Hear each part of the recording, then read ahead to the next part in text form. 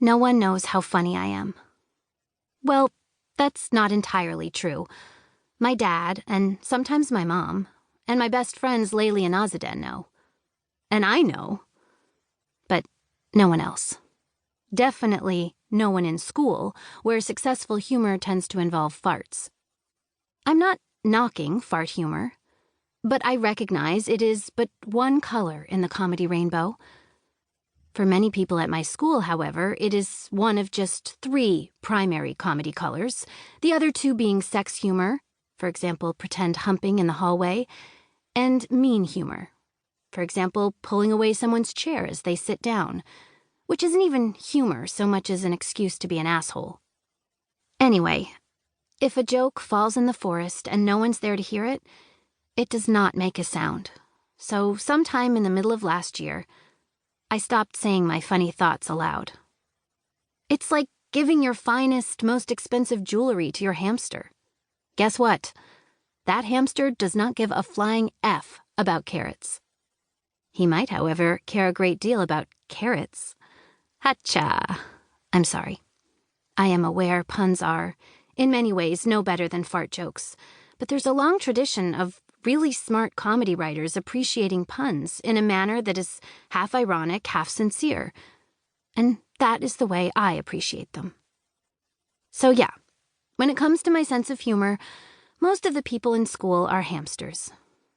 Which is why it's incredibly surprising that just now, on the second day of my sophomore year, I seem to have made Evan Miller laugh.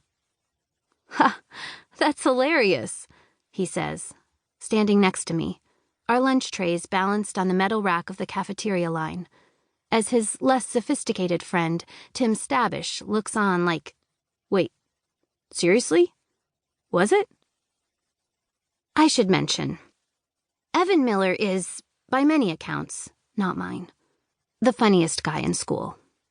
He's a junior, and though our interactions have been minimal, I've had quite a bit of time to become familiar with his comedic stylings, as I assistant-directed last year's production of Arsenic and Old Lace, in which Evan played the brother who believes he's Teddy Roosevelt and is always maniacally charging up the stairs of the house.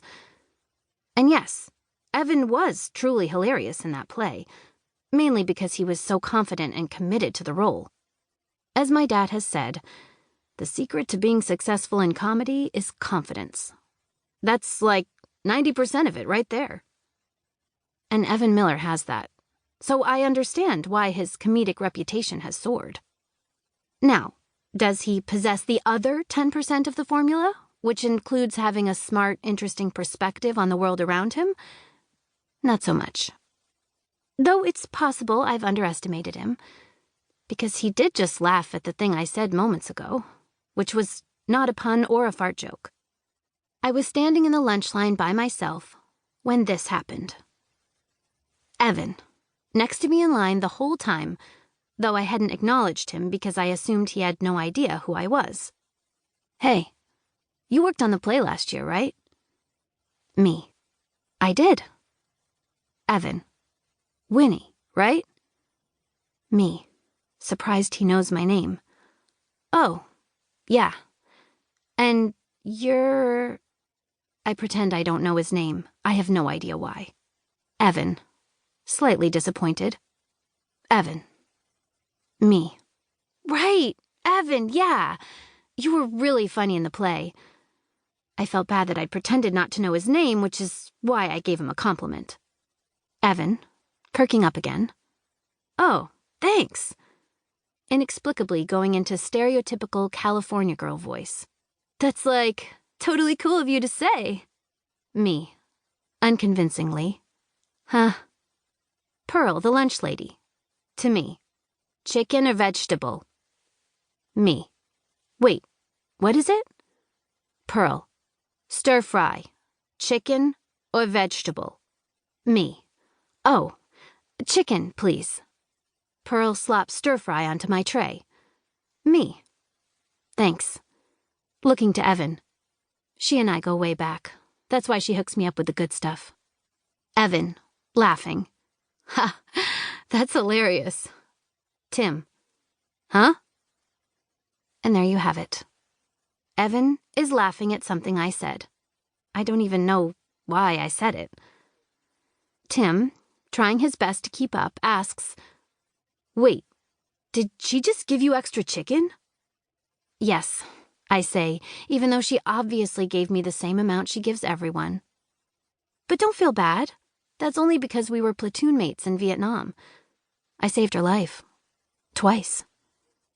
Evan laughs harder, and Tim is more confused.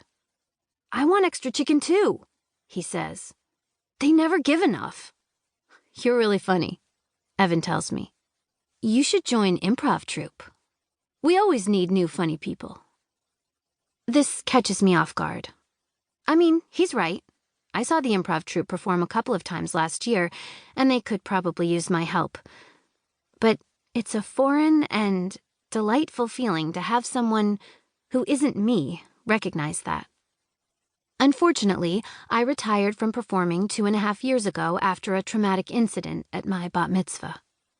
Nevertheless, I'm flattered.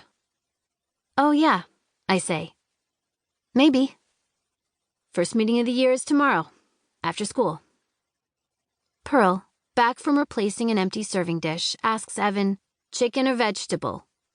He opts for vegetable, which surprises me, then turns back to me as I'm grabbing a rice pudding and walking away. "Seriously, think about it. You'll have even more fun than you did in Nam." "That's not possible," I say. "Nam was a blast." Evan cracks up harder, and I try to hide my smile. Maybe I should join improv troupe.